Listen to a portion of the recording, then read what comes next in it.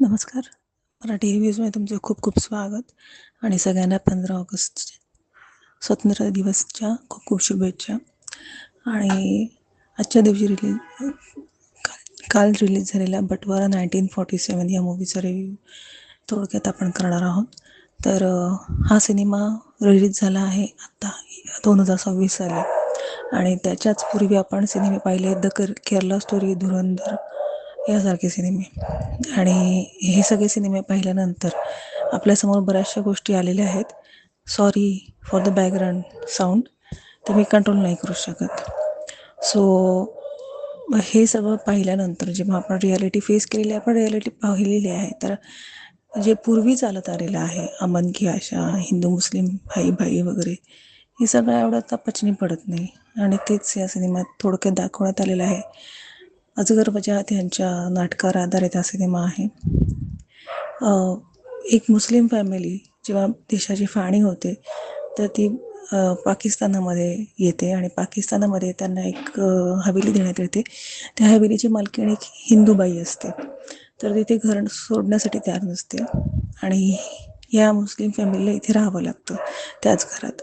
आता त्या घरात राहताना त्यांच्या बाबतीत काय होतं, त्या हिंदू स्त्रीचं काय होतं, ते एकत्र राहू शकतात की नाही, हेच या सिनेमात दाखवण्यात आलेलं आहे.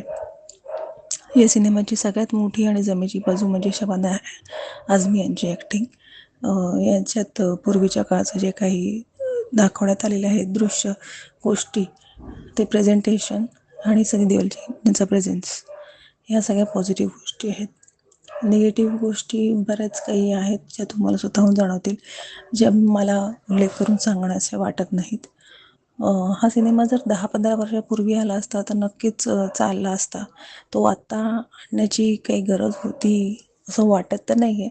जसं मी अमर पण 2मध्ये सांगितलं की तो सुद्धा त्या लेवलला पोचत नाही, तर हा सिनेमासुद्धा अगदीच काही त्या लेवलला पोचत नाही. परंतु शबाना आझमी यांची ॲक्टिंग, त्यांनी ज्या प्रकारे ती दुर्गा देवीची भूमिका साकारलेली आहे, त्याच्या बाबतीत काय होतं तेव्हा आपल्याला नक्कीच वाईट वाटतं. त्याच्या बाबतीत जे काही वाईट गोष्टी होतात ते बघण्यास वाईट वाटतं आपल्याला.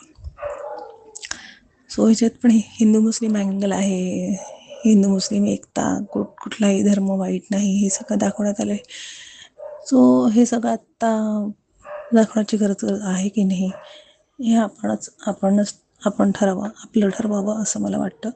सो हा सिनेमासुद्धा ॲव्हरेज येईल, 2.5 स्टार असं मी म्हणणार आहे. बरेच लोक या सिनेमाला गेलीच नाही आहेत, या सिनेमाचे शो खाली आहेत. सो तुम्ही जर पाहिला तर तुम्हाला कसं वाटलं तेही कळवा. बाकी थँक्यू सो मच.